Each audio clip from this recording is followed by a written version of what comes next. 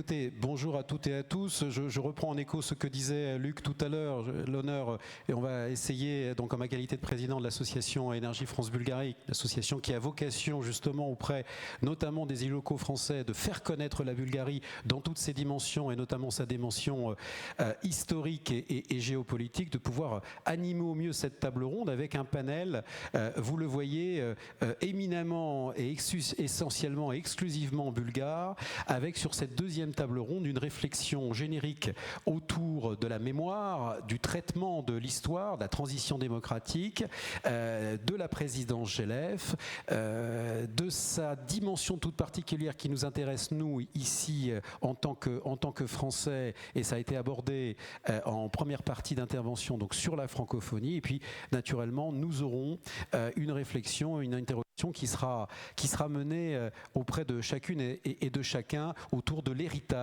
du président Gelef dans sa triple identité, son rapport à la démocratie, la francophonie et peut-être un autre point qu'on a abordé rapidement, notamment la défense des minorités. Peut-être un élément liminaire avant de commencer, et je commencerai d'abord, politesse protocolaire ne sera pas respectée, je commencerai par les historiens, et peut-être un propos liminaire, puisqu'on est à un anniversaire, c'est le 10e anniversaire effectivement de la disparition du président Gelef, 90e anniversaire de sa mort, et puisqu'on parle de transition démocratique et de moments marqueurs, et je pense aux larmes d'amour à la France, M. Tafrov, mais également aux mots forts qu'a prononcé Stanka par rapport à cette transition et cette douleur et ce rapport au Parti communiste dans un contexte extrêmement compliqué. Eh bien, le 10 novembre, c'est aussi l'élément de commémoration de ce qui allait être finalement le déclenchement,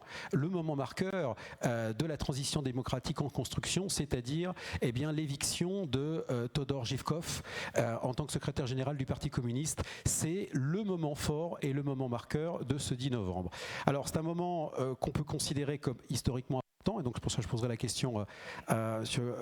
Groueff et M. Jordanov sur ce moment de démarrage, de cette transition démocratique qu'on peut démarrer aussi à ce 10 novembre. Mais un petit clin d'œil, puisque nous avons parmi les invités quelqu'un, et là on n'est pas simplement à la commémoration, parce qu'on a la célébration, c'est l'anniversaire aujourd'hui de Raina Varcheva, et je voudrais qu'on l'applaudisse et qu'on lui dise en bulgare « Chesti Strojdenden » à Raina. Voilà. Merci à vous et merci pour elle.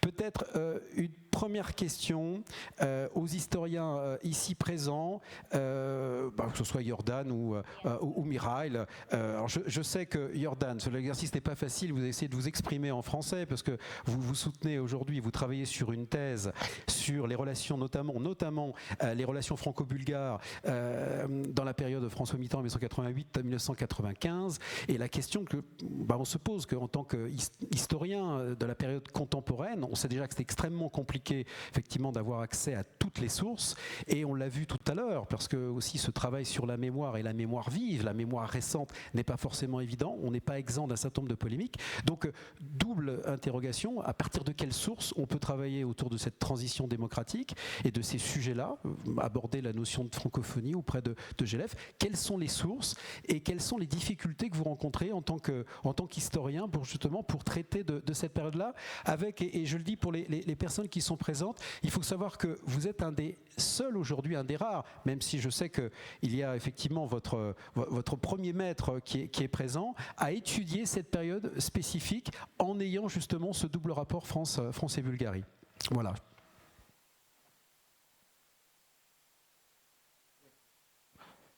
Oui. Alors, vous avez raison, c'est très compliqué d'étudier l'histoire contemporaine parce que peut-être l'enjeu ou l'inconvénient de l'histoire contemporaine, c'est que cette histoire est très liée avec notre quotidien. Nous vivons dans l'histoire contemporaine. Alors, il y a trois types de sources qui peuvent aider un historien qui traite les sujets de cette histoire contemporaine, de faire un bon ouvrage, un bon livre ou une bonne thèse. Premièrement, ce sont des archives. Heureusement, de nos jours, Beaucoup d'archives de cette époque, les années 80 et 90, sont déjà accessibles en Bulgarie et en France. En Bulgarie, il y a beaucoup d'informations sur cette période et plus particulièrement sur les relations franco-bulgares. Au ministère des Affaires étrangères en Bulgarie, aux archives centrales d'État en Bulgarie.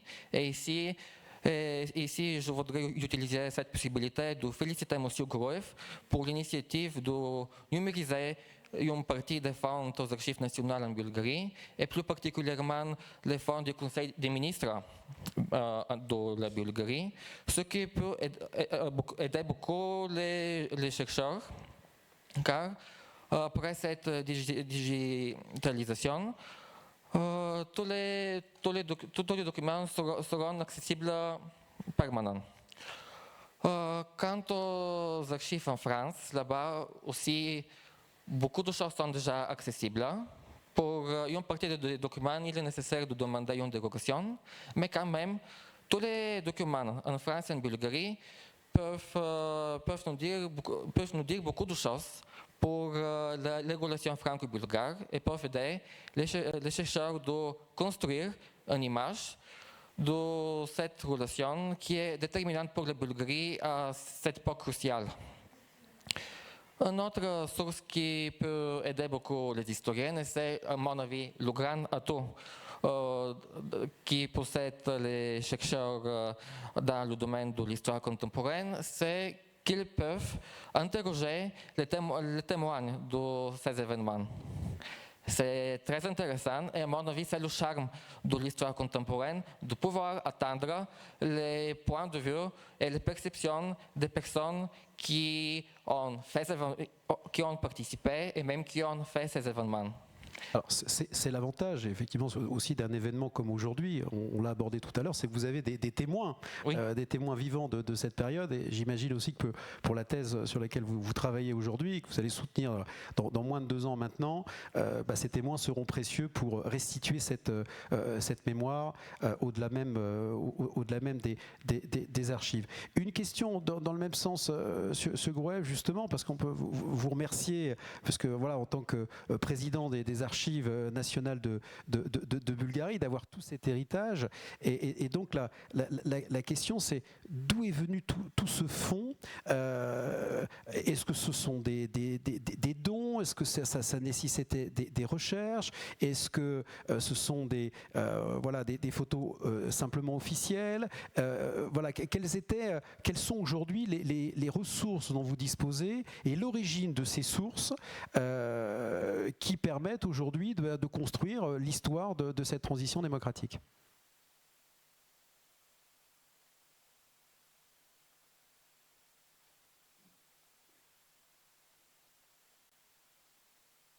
Уважаеми колеги, най-напред да благодаря за поканата да участвам в тази кръгла маса. Най-напред на господин Люк Леви, който беше така изначалният организатор на тази среща. Считам, че и момента е много подходящ днес, когато отбелязваме 36 години от падането на комунистическия режим и същевременно в цялата тази юбилейна година, в която отбелязваме 90 годишнината на Жельо Желев. Аз ще се върна на неговия личен фонд по-подробно, но да отговоря на вашия въпрос. Какви са източниците, какви са ресурсите, с които може да се пише историята на този период? Колегата Йорданов посочи един от тях. Това е фонда на Министерския съвет. Ние през последните месеци много ударно дигитализирахме протоколите от заседанията на Министерския съвет в този период. Заедно с това, разбира се, другият необятен източник, това са документите на самата комунистическа партия, които се съхраняват в Централния държавен архив и по-специално на нейният отдел за външна политика. Те са добре съхранени тези документи и това е една документация, която би могла и на вас да помогне и въобще на всички онези, които се интересуват от двустранните българо-френски отношения, както и до нали, вижданията на самата комунистическа партия за външната политика на комунистическа България тогава към всяка една от различните страни. Сега, другият огромен ресурс, той колегата спомена, това са документите на Външното министерство. Все още и в България, и във Франция те не са свободно достъпни. При нас са достъпни документите до 75-та година. След 75-та година те се намират в архива на Външно министерство. В момента се намираме в разговори с тях, евентуално целият масив, който е до 90-та година, да бъде предаден на Централния държавен архив и да бъде използваем. В момента те не са напълно неизползваеми, затова защото е възможно да бъдат четени и в самото Външно министерство, но там самият режим на допуск, оформянето на всичко това през Закона за достъп до обществена информация затруднява действително ползването на този масив и въобще на изследователите. Другият голям масив, който постъпи през последните години, това е архива на Съюза на демократичните сили. Сегашният председател на СДС, господин Румен Христов, така да се каже, направи жест не само към архивите, а към българската история, затова защото целият архив на СДС с обем някъде около 14 линейни метра. В архивистиката така се мерят обемите, лист върху лист и така в метри и километри. Нали, беше предаден преди около 5 години, мисля. Той е обработен и използваем и това действително е един ценен източник за първата и най-голямата опозиционна формация, която съществуваше тогава. И разбира се, това нещо е реконструируемо и през личните фондове на политици от епохата.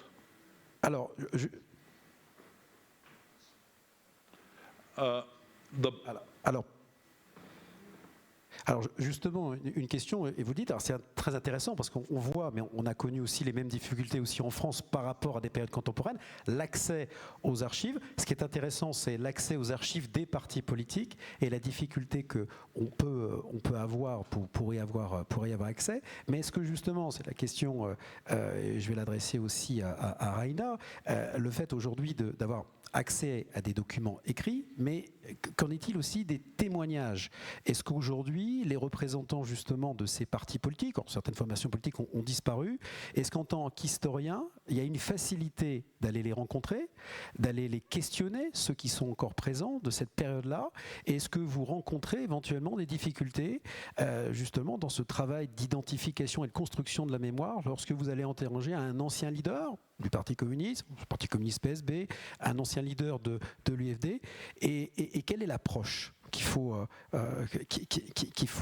avoir? Et je vais poser la question, celle qui est plutôt diplomate qu'historienne, comment on fait aujourd'hui si on veut restituer la mémoire du président Gelef, ou tout au moins de son action, je ne dirais pas de son action, est-ce qu'on peut être amené à questionner là, c'est très intéressant. Donc, d'anciens leaders ou de personnalités politiques bulgares qui l'ont connu pour avoir effectivement circonscrire une idée, une action et définir éventuellement un bilan. Raina, je vous laisse répondre.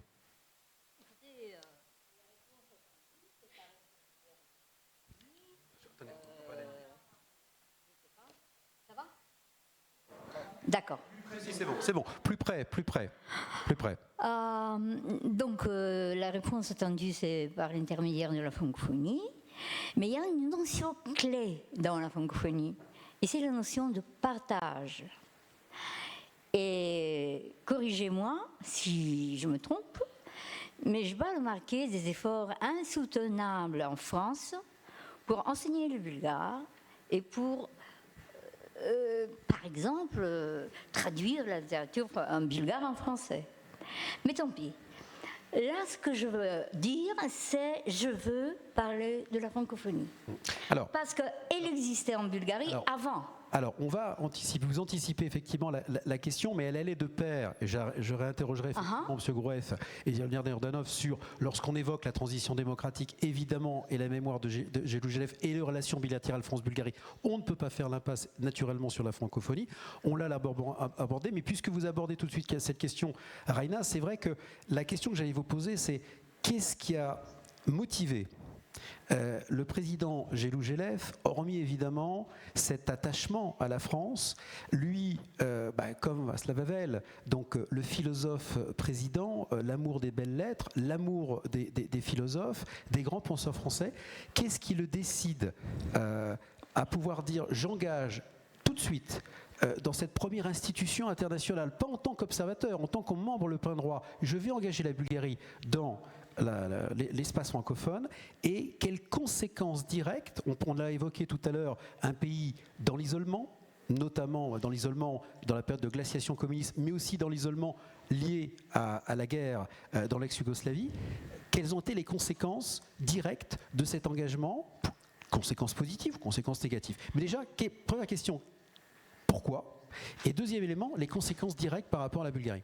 Parce qu'à l'époque, le français était largement partagé par beaucoup de Bulgares.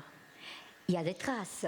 Il y a des parents qui avaient fait des études en France avant 1940.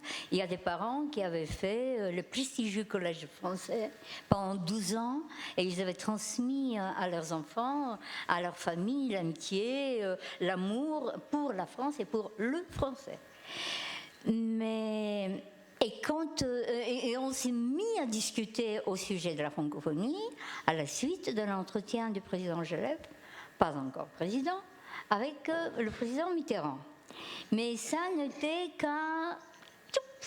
À quel moment il y a eu cette discussion avec le président François Mitterrand, justement quand Stéphane avait organisé cette visite en France. Mais il ne connaissait pas l'organisation. Mais nous, d'ailleurs, on ne connaissait pas. Malgré que la Bulgarie avait le statut de pays associé à la francophonie, il y avait pas mal d'associations, des profs de français, des juristes francophones, des médecins francophones. Et puis, avec le président Gelougeliev, ce mouvement d'association qui était extrêmement utile à la Bulgarie, pas uniquement parce que c'était en français, mais parce que c'était une association libre, a été extrêmement utile et extrêmement enthousiasmant. C'est ça. Alors, est-ce qu'on peut considérer, et ça a été dit tout à l'heure, parce que le lien a été fait entre l'adhésion de la Bulgarie à l'espace francophone et puis constitutif, quelque part, des prémices de ce qu'allait être l'entrée de la Bulgarie dans l'Union européenne. Tout est lié. Ça. Tout est lié. La Bulgarie a été très isolée, tout a été dit avec de très bons mots, etc. Je n'y reviendrai pas, mais de toute façon, c'était à l'époque 45 pays. Quand on est entré dans la salle au moment du premier sommet de la francophonie, j'avais du mal à expliquer au président Gelougeliev qui est qui. Et parce qu'autour de la table ronde, c'était à l'ordre alphabétique, nous, on était à côté de B. Allez, avec Burundi. Alors là, moi, personnellement, je ne connaissais personne. Je ne savais rien. Donc, pour le sommet suivant, je me suis préparée. Je savais ce qui m'attendait. Mais de toute façon, tout le monde l'avait reçu un peu comme une curiosité très sympathique, mais un peu, et beaucoup plus d'ailleurs, comme un interlocuteur qui valait la peine. Et il a très vite trouvé sa place parmi tous ces gens-là, y compris Moubarak quand on l'amenait au sommet dans un lit parce qu'il était malade. Et il a accepté, il a pas eu de problème. En Bulgarie, il y avait des gens qui étaient contre. Et il y avait des gens qui disaient, mais qu'est-ce que l'Allemagne va dire? Ça, c'est... Alors, Tant pis. là, Reina, vous m'amenez sur un terrain particulier. J'ai vu Yordan Yordanov hocher de la tête, mais à l'occidental, pour le coup, pas la bulgare, en disant qu'il y a eu des éléments, visiblement par rapport à la francophonie, d'opposition, tout au moins de résistance. Et donc, Yordan, vous qui connaissez particulièrement bien cette période, ça a été quoi ces éléments de résistance, d'interrogation sur le sujet? Ignorance complète. Alors ça, voilà, la réponse de Reina et Yordan sur le sujet. Ouais. La réception de la francophonie. Oui. Alors, je suis absolument d'accord avec Raina, c'est l'ignorance. En fait, Gélou parle de ça dans son livre Dans la grande politique. Et là-bas, il décrit très précisément le processus de réception de la Bulgarie dans l'Organisation internationale de la francophonie en 1993. Et toutes les forces politiques, gauche et droite, ont des réserves. Ils disent, ils donnent ils disent dans la presse, dans les autorités, etc. Mais pourquoi nous devons être acceptés dans cette organisation? Et une autre chose, ils disent que les États-Unis sont notre plus grand allié. Nous devons nous approcher vers la langue anglaise. Pourquoi nous devons entrer dans cette association? Et même c'est une question qui est surgie pendant une audience de la Commission des Affaires étrangères chez l'Assemblée nationale en Bulgarie en 1993. Mais ici, c'est la grandeur de Gélou. Il prend la responsabilité. Non, il a pas cédé, pas une minute. Alors, on l'a évoqué tout à l'heure, on a parlé d'un homme intègre, on a parlé beaucoup la formule de l'honnête homme, conception 17e, 18e siècle française. François a parlé aussi d'un homme incorruptible, et on sait combien évidemment l'élément marquant, et c'est extrêmement fort à cette période-là, encore aussi aujourd'hui, mais un homme extrêmement courageux, parce qu'il fallait avoir du courage politique.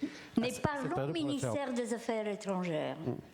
C'était pour la première fois la Bulgarie adhérait à une grande organisation internationale. Évidemment, avant, il y avait les organisations dominées par l'Union soviétique, mais c'est différent. Donc ça serait presque le premier acte de la démocratie. C'était un exercice de style. Comment préparer les dossiers au premier sommet. Iliescu qui était président de la Roumanie, Iliescu qui était président de la Roumanie à l'époque, il a demandé à Gélève, j'étais à côté, mais comment vous faites? Et Gélève a dit, mais demandez-lui. Il a dit, non, prêtez-la moi. J'ai dit, non, j'y vais pas. Donc, c'était vraiment, on ne savait pas comment faire. Et je peux vous dire que les instances de la francophonie n'ont énormément aidé à préparer un dossier décent. Très bien. Une question à Monsieur Groueff, Miral Groueff. Justement, on a évoqué tout à l'heure le contexte politique, économique, extrêmement compliqué. Et c'est vrai qu'on imagine mal, outre l'année 96, qui avait été terrible évidemment, avec une inflation terrifiante, mais un contexte économique, politique, raison de rappeler tout à l'heure voilà, la guerre dans l'ex-Yougoslavie et les conséquences que ça a pu avoir, les conséquences possibles de déstabilisation du pays. Comment, en tant qu'historien, on analyse ce contexte politique, parce qu'évidemment, il répond en écho à la transition démocratique, et on évoque le courage du président Gélève, il aurait pu tomber tout aussi rapidement qu'il est arrivé dans un contexte politique extrêmement compliqué.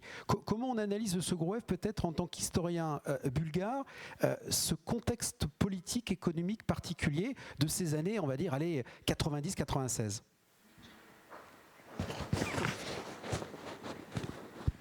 Ами, да, благодаря ви за въпроса, за това, защото трябва да кажем, че ролята на Желев беше изключително стабилизираща в едно много бурно и така турбулентно време. Както и вие отбелязахте, това беше момента на войната в бивша Югославия, това беше времето на хиперинфлацията, това беше време на една много сериозна политическа нестабилност в България, която рискуваше да излезе отвъд управляемостта. И тук бих искал да подчертая именно ролята на Желев най-напред в началния период на прехода, когато излизахме от комунизма. Имаше много, и това беше свързано най-вече с наследството на така наречения възродителен процес на насилствената политика на комунистическия режим по отношение на турското население и въобще на мюсюлманите в България. Имаше много сериозно напрежение за това, защото в самия край на 89-та и началото на 90-та година имаше и много силни националистически настроения, които бяха, разбира се, по някакъв начин режисирани от комунистическата номенклатура, от хората на Държавна сигурност, които в един момент се почувстваха предадени от собствената си партия и трябваше да се изправят лице в лице така срещу хората, върху които те бяха упражнявали години наред тормоз и натиск. И имаше потенциала в България, поне моето впечатление е такова, все пак и като съвременник, че имаше потенциала в България да се развие и румънския сценарий. И тук трябва все пак да отдадем дължимото и на ръководството на БКП, което свали Тодор Живков от власт. Те също в един момент бяха сериозно притеснени от възможността за ескалация в тази посока. Така че от една страна нараждащата опозиция и от друга страна комунистическата партия успяха да намерят някакъв баланс, независимо, че противопоставянето помежду им беше много остро. Все пак между тях се постигна някакъв консенсус, че трябва да се излезе от тази ситуация. И тук огромен е приноса действително на Жельо Желев, все още в качеството му на лидер на опозицията.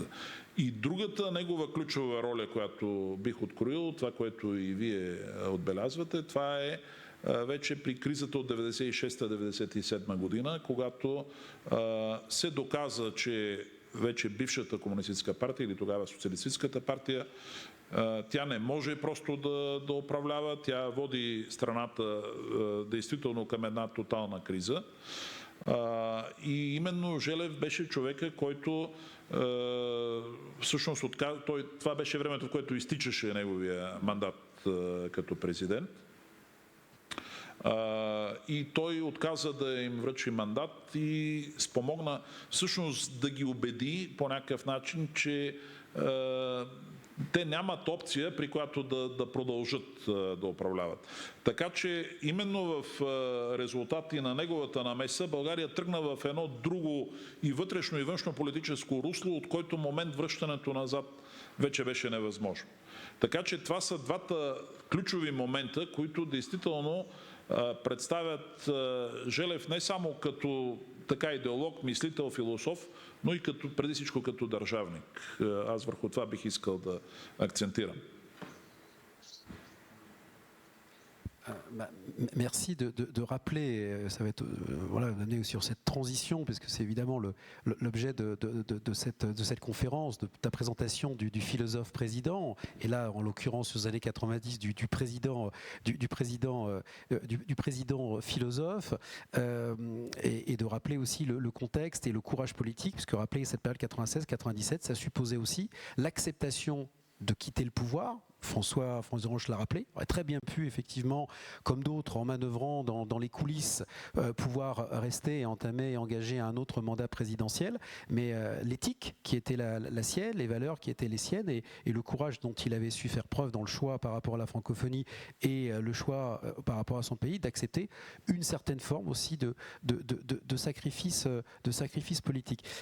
Peut-être, ça c'est une question qui va s'adresser peut-être aussi aux historiens, mais je vais la poser à Raina. On l'a abordé tout à l'heure dans l'élément de comparaison, parce que quand on parle de transition démocratique sur ces années-là, naturellement on parle de la Bulgarie et on parle de cette Europe dite pour nous occidentaux des pays de l'Est, Europe orientale ou Europe centrale. Et puisqu'on a l'ouvrage de Željko Želev devant nous sur le fascisme, bah, ça répond en écho, ça a été évoqué tout à l'heure avec Václav Havel, c'est le pouvoir aux impuissants ou ceux qui n'ont pas le pouvoir. Cet ouvrage est de 82, celui de Václav Havel est de 78. Et on a une trajectoire qui semble, sur quelques années, finalement similaire, puisqu'on a en Europe centrale et en Europe orientale, je vais laisser ça à part, et même les autres dirigeants, on a vraiment deux personnalités philosophes, avec deux livres, deux moments marqueurs, l'un 78, l'autre 82, et qui dans un timing très serré, et je pense à monsieur l'ambassadeur parce qu'il a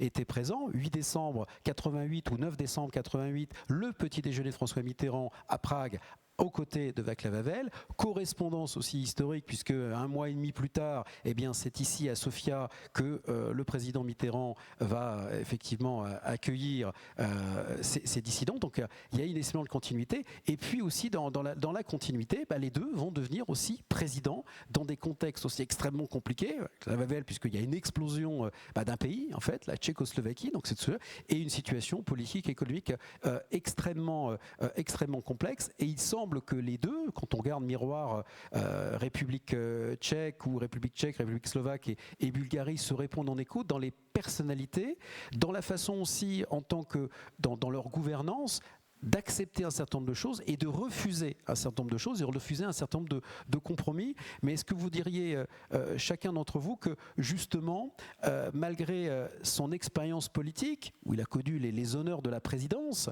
les difficultés, il est resté malgré tout le philosophe et l'homme éthique qu'on avait connu effectivement auparavant, non pas dans l'intransigeance de valeurs, mais dans le respect de l'éthique pour ne pas être perverti par l'élément politicien. Peut-être Jordan, vous travaillez sur cette période-là, est-ce que vous pouvez dire que finalement en tant que président, Gélou Gélev est resté avant tout l'homme d'esprit, le philosophe et l'homme de valeur, malgré un homme qui n'empêchait pas d'être pragmatique, mais malgré son pragmatisme qui l'a empêché de tomber dans les compromissions, est-ce qu'on peut dire qu'il est resté le philosophe?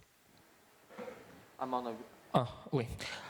À mon avis, oui. Il reste philosophe, il reste fidèle à ses idéaux. Et ce que prouve ça, c'est que comme président, il critique les gouvernements qui dirigent la Bulgarie dans ce temps. Il ne manifeste pas qu'il peut soutenir un gouvernement et critiquer un autre gouvernement. Il a un comportement égal vers tous les gouvernements. Il reste, comme j'ai dit déjà, fidèle à ses idéaux, comme philosophe, comme intellectuel, comme dissident, à ses idéaux avec lesquels il entre dans la politique. Et donc la présidence, selon vous, Raina va aussi répondre, la présidence ne le change pas. L'exercice du pouvoir ne va pas changer sa personnalité ni sa vision. Si, dans un sens très positif. Oui. Ah, c'est encore mieux. Alors là, Raina, développer. Je vais développer, oui. Mais le président Gélev a créé une fondation balkanique. C'est-à-dire, il a su convaincre les chefs d'État et de gouvernement de l'époque de se réunir, de créer une fondation.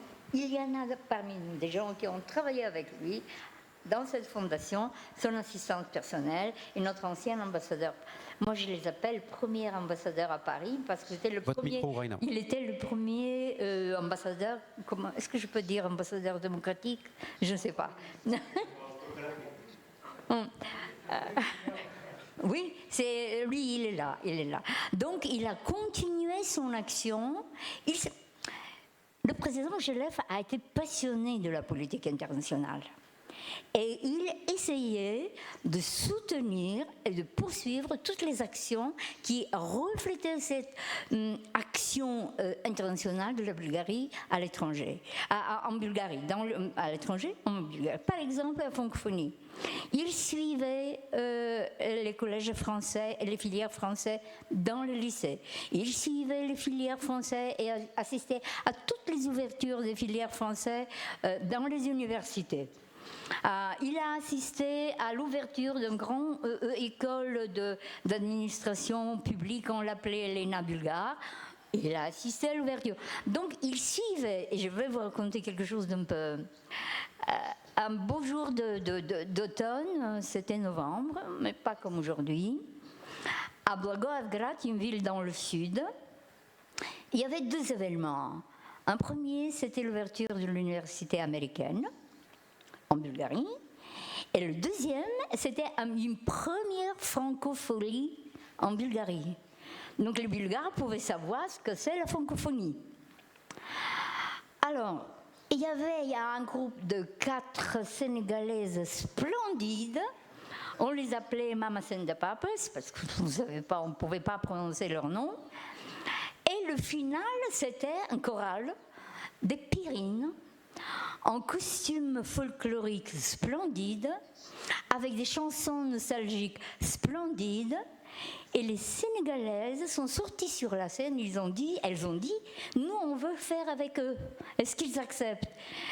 J'ai demandé, ils ont dit bien sûr. Et alors, c'était sur la scène, vous ne pouvez pas imaginer. Pour terminer le tout, je l'ai fait monter sur la scène, on ne pouvait pas le libérer.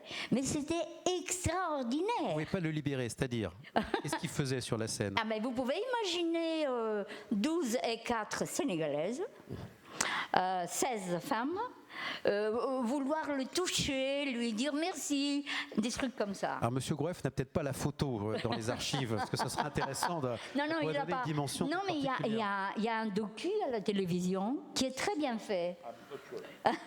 Il y a un film, c'est Khachouedji, c'était à l'époque le réalisateur de ce concert, c'était extraordinaire. Pour poursuivre avec la signature de notre traité d'adhésion. C'était à Luxembourg. Et il fallait que la Roumanie, la Bulgarie signent le traité, délégation officielle, etc., etc. Et puis, de notre part, il y avait les voix bulgares. Elles avaient chanté la veille et c'était le grand succès. Et pendant qu'on préparait les signatures, le chef du protocole de Luxembourg, qui était ambassadeur ambulant de Luxembourg en Bulgarie en même temps, dit « Raina, il faut que vous chantiez l'ode à la joie ». J'ai dit « Ah bon? Et qui va chanter ?»« Mais tes femmes, hein, regarde !» Je suis allée voir la chef, elle a dit « Mais bon, donnez-nous la musique et le texte. » Et 2 heures. Ils ont trouvé le texte en français. Ils ont trouvé la musique notée.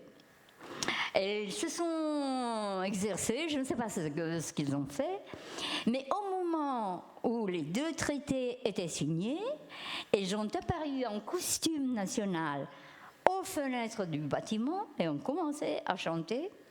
Mais ils tenaient à ce que la tonalité reste celle du folklore bulgare.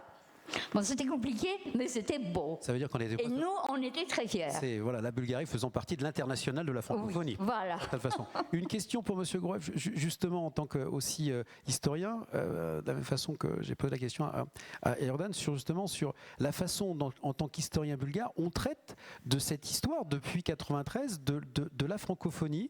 Est-ce que vous la considérez, vous, dans la période qui marque la présidence Gelev, comme un élément fondateur en tant qu'historien bulgare, ou comme un élément parmi d'autres? Et est-ce que vous considérez aussi que cette adhésion en tant que membre permanent à la francophonie a permis, je reprends effectivement la formule qui avait été utilisée tout à l'heure, d'ouvrir des portes pour la Bulgarie sur d'autres institutions internationales, et quelque part, ça a été le point de départ pour la Bulgarie pour rompre, pour sortir de son isolement sur ce sujet-là? Est-ce que vous pouvez effectivement, dans le traitement historiographique aujourd'hui, est-ce qu'on peut donner cette interprétation en Bulgarie?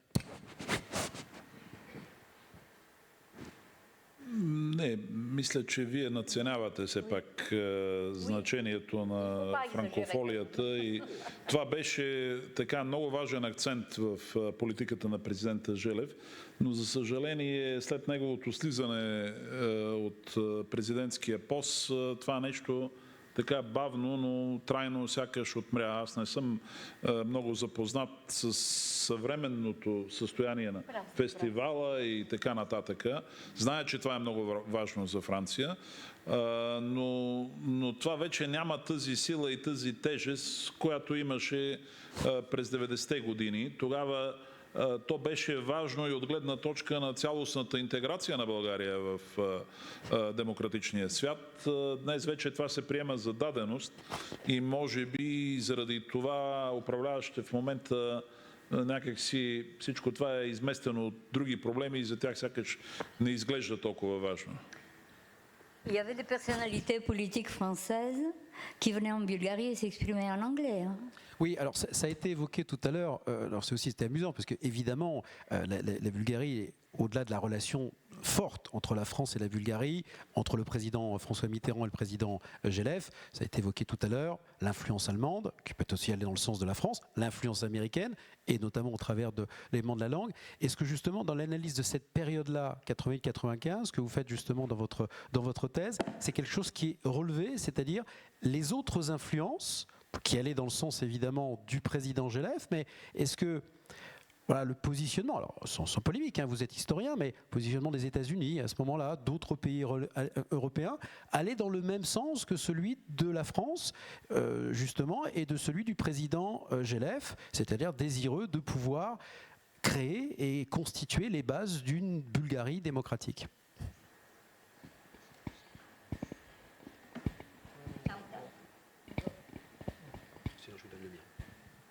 Alors, oui. En fait, oui. Et ce qui est très intéressant, c'est que l'ambassade française en Bulgarie suit très attentivement ces actions de l'ambassade allemande et l'ambassade des États-Unis.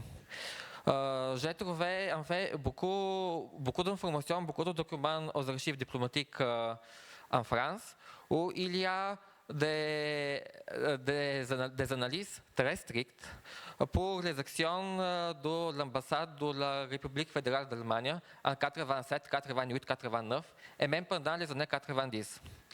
Et quant aux années 90, à mon avis, c'est pas seulement pour la Bulgarie, mais c'est pour toute l'Europe centrale et orientale.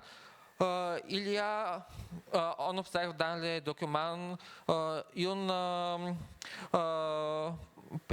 pas bataille, mais concurrence entre le français et l'anglais. Et il y a dans les archives du ministre délégué de la francophonie, il y a telle analyse comment l'anglais a acquis de nouvelles positions et qu'est-ce que l'État français doit faire pour arrêter ça, pour créer une telle forte position à la langue française aussi. Alors, une question, merci. Merci. Effectivement, je vais le reprendre. Ah ouais. Merci pour votre réponse. Je vais reprendre justement la formulation de la question tout à l'heure, parce que vous l'avez effectivement plus spécifiquement.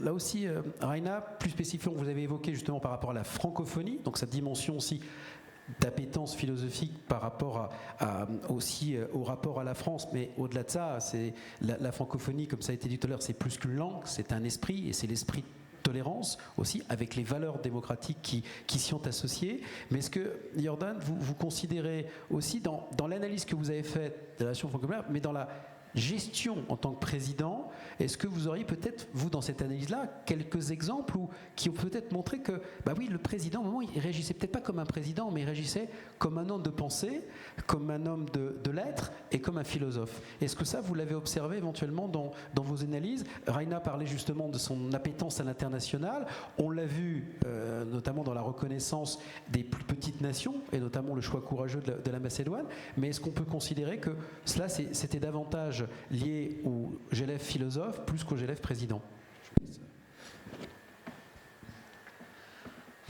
C'est très intéressant ce que vous demandez. C'est pour ça que je demanderai à un Français, je sais que j'aurai une autre réponse. Mais le demander à un Bulgare, c'est délicat. Et c'est pour ça que je vous pose la question. Ouais. Voilà. c'est délicat, mais quand... Mais en tant qu'historien, attention, il n'y a pas de malice de ma part. Oui, c'est mais vraiment, oui. je m'adresse à l'historien. Mais vous voyez, les philosophes disent que la philosophie est la base, la philosophie est mère de toutes les sciences. Et dans son nombre, ce sont aussi les études politiques. Alors, Jelev connaît très bien ses pouvoirs comme président et il les utilise très bien. Plus particulièrement quand il y a des crises politiques, et Jelev a les capacités, la grandeur de rassembler les forces politiques pour essayer de se débrouiller avec les crises. Alors, je ne peux pas dire qu'il y a des moments quand Jelev fait d'action comme philosophe, mais je peux dire que si au sein de la philosophie c'est le bon gouvernement, Jelev se débrouille très bien avec sa tâche. Alors, vous soulignez effectivement, c'est qu'il a appréhendé, je crois que ça a été dit tout à l'heure, aussi, non pas le gouvernement de la parole, comme on dit parfois en France, mais il a su s'exprimer dans un contexte qui a été rappelé par M. de crise politique et économique. Il a su utiliser les mots et la parole. François Frison-Roche le disait aussi, avec beaucoup de calme, beaucoup de sérénité, mais dans le moment où il a utilisé les pouvoirs du président, parce qu'encore une fois, c'est quelque chose qui n'existait pas, et le pouvoir du président, le premier pouvoir du président, c'est de pouvoir prendre la parole, d'expliquer son action, de justifier ses choix et de le dire très courageusement.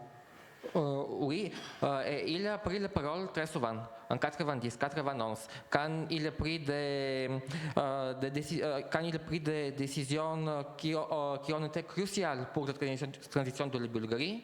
Il a toujours pris la parole à la télévision pour se tourner vers la nation et pour expliquer pourquoi il dit ça. Excusez-moi, pourquoi il fait ça. Oui, donc là aussi, on retrouve la figure courageuse.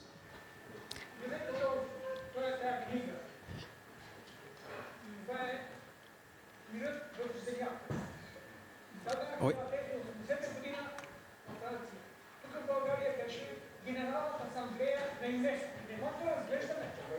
Bah, monsieur, on va en parler tout à l'heure.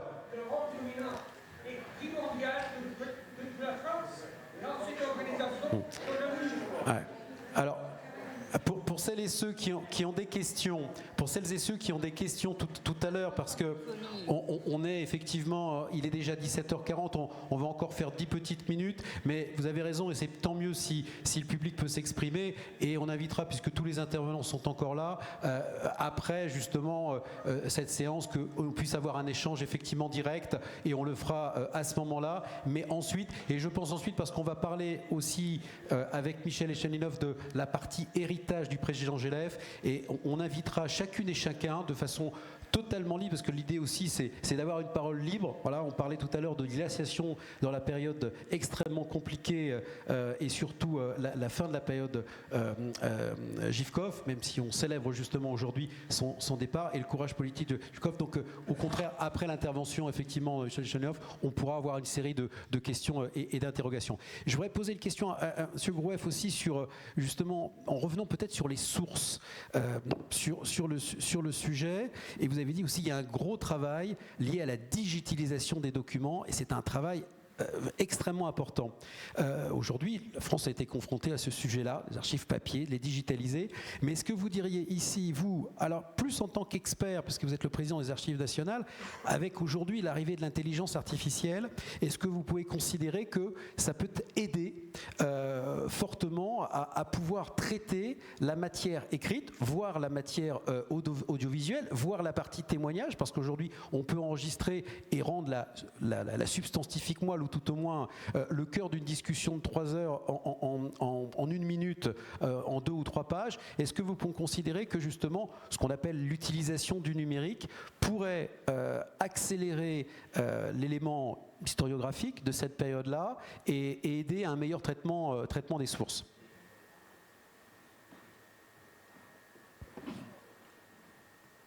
Да, разбира се. Действително технологиите напреднаха доста.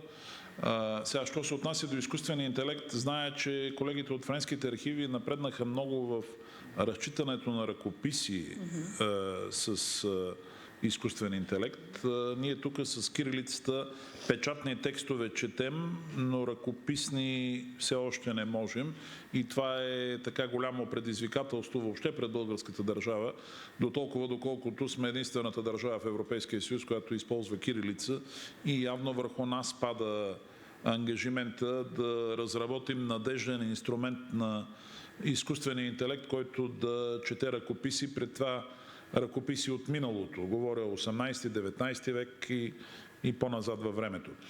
Но, що се отнася до историята на прехода, за който говорим, там все пак малка част от документите са ръкописни, повечето са печатни, аудио и видео документи, за които и вие споменахте.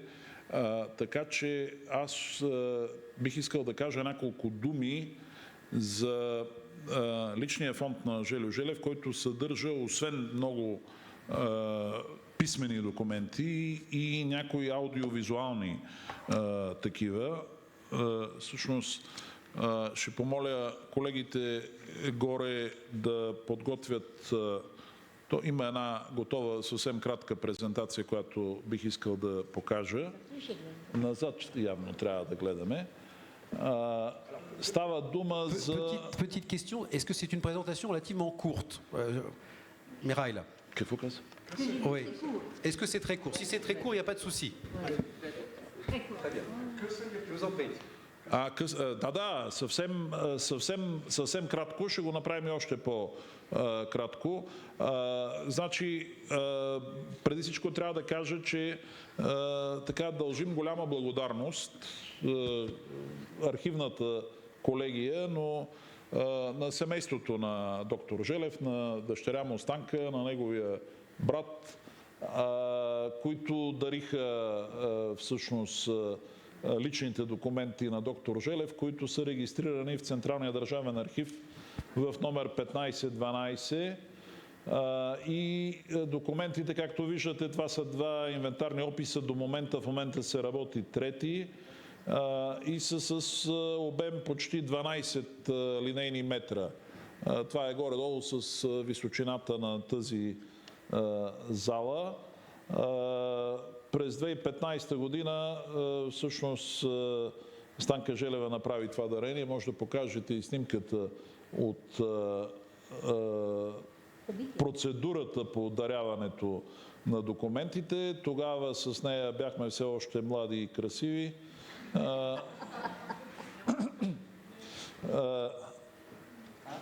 Сега сме...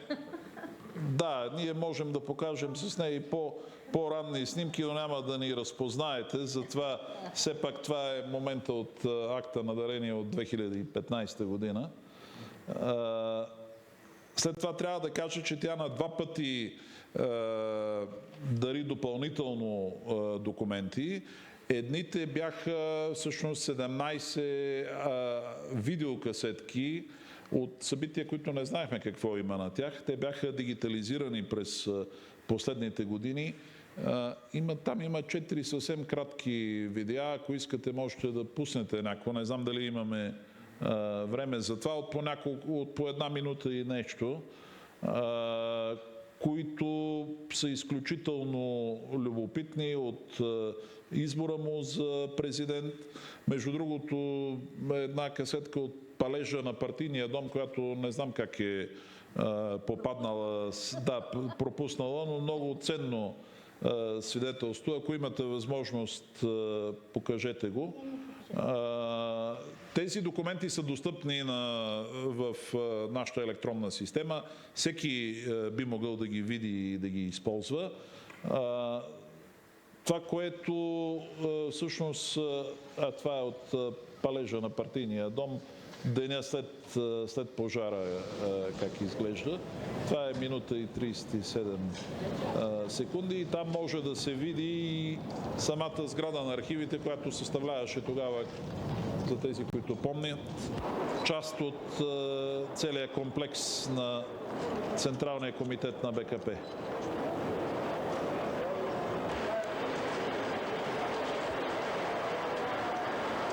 Да, мисля, че това е достатъчно като илюстрация. Може да дадете и другите видеа, те са съвсем кратки.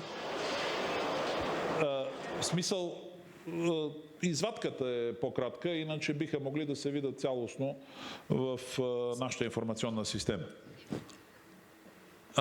И Peut-être effectivement que voilà l'heure qui tourne, mais la démonstration que vous donnez, c'est que voilà le traitement, vous le savez, Jordan, de l'histoire contemporaine, quand elle est récente, 30, 40 ans, qu'elle est encore soumise au témoignage, qu'elle peut faire l'objet de polémiques, de réflexions, d'analyses, de contestations. C'est vrai que l'élément des sources écrites est quelque chose évidemment d'indispensable, mais on le voit dans ce que vous nous dites et ce que vous évoquez aussi, Jordan, il y a encore un certain nombre de sources écrites, audiovisuelles qui doivent être traitées pour être sans doute en mesure, peut-être pas tout de suite, mais dans quelques années, de pouvoir, en ayant une prise de distance de l'objet, de pouvoir avoir une analyse peut-être encore plus scientifique, vous le disiez, encore plus clinique, du point de vue bulgare, tout au moins, de cette période, qui reste une période récente, et on l'a dit tout à l'heure, dans un contexte qui est un contexte extrêmement compliqué, extrêmement difficile, et qui doit, et c'est pas facile en tant qu'historien, parce qu'il faut faire fi des jugements de valeur et des analyses personnelles qu'on peut avoir, parce que vous l'avez vécu, vous êtes effectivement, vous jeune historien, vous avez moins connu cette période-là, mais Mikhail, vous l'avez connu vous aussi en tant qu'acteur, et c'est pas forcément évident de se mettre à distance de l'objet pour le faire. Donc c'est un travail qui n'est pas facile. C'est montre que l'histoire est encore, et s'écrit, et elle s'écrit parce qu'elle est encore en mouvement. Je voudrais poser peut-être une dernière question, et là je vais m'adresser à celle, et avant qu'on évoque proprement parler au travers de l'élément de conclusion d'un philosophe, pour le coup, qui répondra à un autre philosophe sur l'héritage Elougelef dans le présent, c'est-à-dire ce travail mémoriel au miroir du présent. Raina, pour pouvoir nous dire aujourd'hui, par rapport à la francophonie, alors on l'a compris, évidemment que dans la société bulgare actuelle, l'anglais est devenu, mais pas simplement en Bulgarie, un élément je dirais central pour le coup. Mais est-ce que vous considérez que aujourd'hui, dans la société bulgare, auprès de la jeunesse, des plus jeunes, ce choix de la francophonie, qui a été fait dans des conditions si particulières, évidemment, malgré la présence de l'anglais, est-ce qu'aujourd'hui c'est quelque chose, et au-delà de la francophonie, de la France qui peut faire écho, et un écho positif auprès des jeunes générations? Est-ce qu'on peut aujourd'hui considérer que, dans l'intérêt que certaines jeunes générations peuvent avoir par rapport à la France, elles peuvent aussi avoir intérêt par rapport à la langue?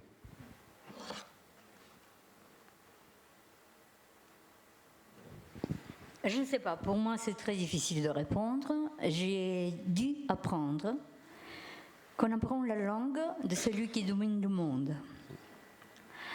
Quand on a commencé nos négociations avec l'Union européenne, et il y a des diplomates français qui devraient le confirmer, tous les entretiens, tous les papiers, tout était fait en anglais. Aucune exception, aucune, ni en espagnol, ni en allemand, anglais. Et dans l'administration centrale, des experts qui étaient valables étaient obligés de quitter parce qu'ils ne pouvaient pas participer. Pourquoi nous sommes arrivés à cette situation-là, je ne sais pas. Mais ça continue. Ça continue. Maintenant, la Catalogne, d'autres pays ont déposé leur demande d'avoir leur langue dans le système linguistique européen. Ils l'auront, mais dans le Parlement. Ça, c'est autre chose. Mais comme langue de travail, ça y est, c'est fini. Alors, la langue de travail, vous avez raison, ça c'est un constat qu'on peut faire.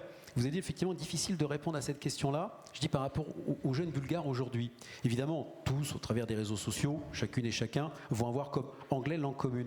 Mais est-ce qu'on peut considérer encore, dans cette Bulgarie qui a adhéré à l'espace francophone, et vous l'avez dit tout à l'heure, compte tenu des racines et des origines, c'était trop court. Est-ce que ça a passé aussi une génération? On sait qu'il y a une génération, notamment du lycée français à Sofia, mais également à Varna, qui ont été formés aussi au français. Est-ce qu'on peut, ou si la question est un peu difficile, considérer que ça pourrait intéresser aujourd'hui? Est-ce qu'on pourrait, en fait, on a parlé de réveil démocratique bulgare, est-ce qu'on pourrait évoquer peut-être un réveil francophone bulgare? Non, franchement, moi j'ai mal au cœur quand je dis ça. Parce que je suis née dans une famille francophone. Mon père a fait le collège français de Sofia. Mais Non, ça y est, c'est fini. Les enfants de mes amis discutent sur l'Internet en anglais avec leurs copains américains, anglais, etc. Ça y est. La communication ne met pas en valeur le français. Si je me trompe, corrigez-moi, s'il vous plaît. Bah, on s'interroge parce que c'est vrai que... Et de toute façon, ce n'est pas la francophonie en Bulgarie, je l'appelle la francophonie francophone, peut laisser des traces durables en Bulgarie. Et ce n'est pas la faute au président Gelev. Non, parce qu'au contraire, on a parlé d'un choix Voilà. courageux. Après, et c'est pas la faute à personne, c'est la faute surtout à la France. Excusez-moi. Cette fois-ci, c'est pour moi Raina qui va livrer une petite anecdote et peut-être moins pessimiste ou peut-être moins fataliste. Et c'est le paradoxe. Il y a un mouvement qui a eu lieu d'ailleurs en France, à l'ambassade de Bulgarie au mois de juin dernier. C'est un mouvement qui réunissait des représentants de la diaspora bulgare à travers le monde, aux États-Unis, en Angleterre et en France. La thématique, et pourtant c'était en France, le choix de la thématique était en anglais. Choose Bulgaria.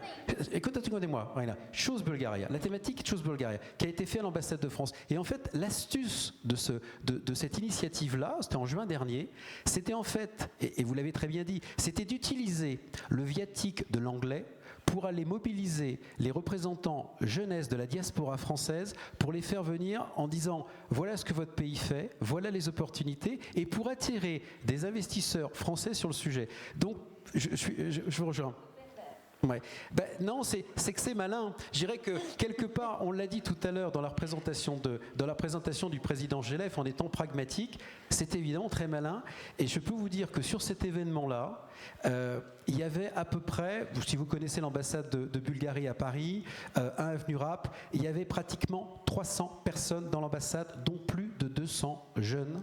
Et parmi ces jeunes, pas forcément des gens qui étaient francophones ou francophiles, mais qui, au travers justement de ce mouvement, dont le titre était en anglais, permettait de les attirer en éclairage de ce qui se passait dans la relation franco-bulgare. Donc je serais peut-être moins pessimiste que vous, et je ne sais pas si Michel pourra, effectivement, dans le travail qu'il va pouvoir avoir sur l'héritage, avoir cette note d'optimisme.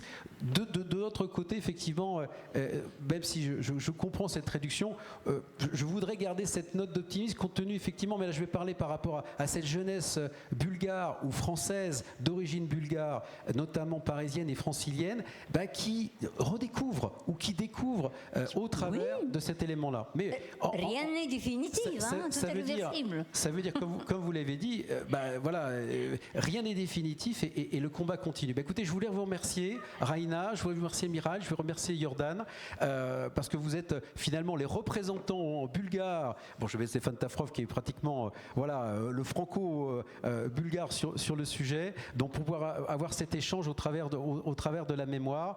Et je voudrais vous remercier. Et un merci peut-être tout particulier. Il reste encore quelques minutes.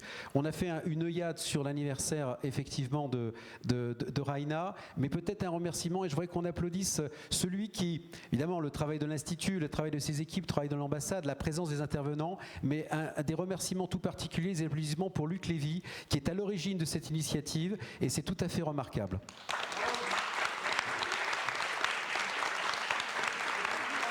Alors, attendez, je vais regarder, je vais être le maître des horloges. Il nous reste, parce que j'ai Miral qui souhaite s'exprimer, nous avons en tout et pour tout 5 petites minutes avant effectivement d'enclencher.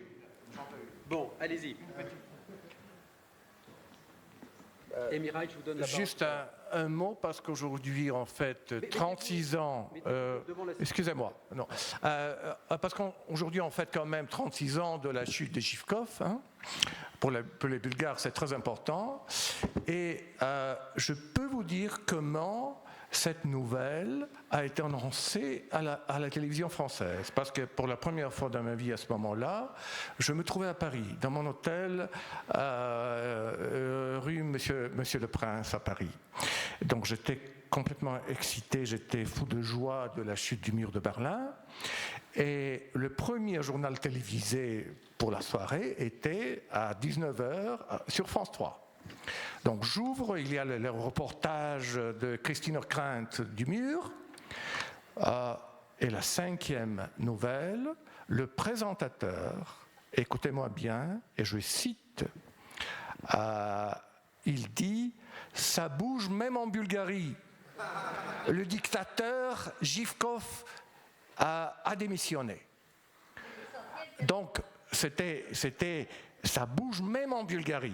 Donc, parce que ça vous dit à quel point, en France, la Bulgarie était perçue comme un satellite de Moscou, comme un pays qui était perdu pour l'Occident. Et quel chemin parcouru grâce à Želuželev et François Mitterrand et tout le reste. Donc ça, on a parcouru un chemin très important depuis. Voilà. Et c'est d'autant plus important justement que le choix de la date a été fait le 10 novembre, comme ça a été rappelé tout à l'heure. Mikhail, on n'aura malheureusement peut-être plus le temps, mais je vous propose, après l'intervention de Michel Chenov, qu'on puisse avoir un échange avec l'ensemble de la salle, sauf si Luc voulait encore. Михаил. Не, само понеже започнахте с благодарностите, да продължа.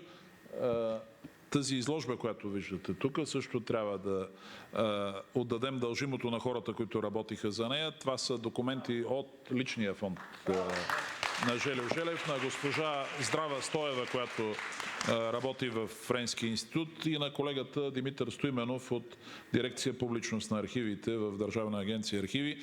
Това е малка илюстрация на това голямо документално богатство, което се съдържа в личния фонд на Želuželev. Merci à vous avez raison de vouloir prendre la parole. Et bravo.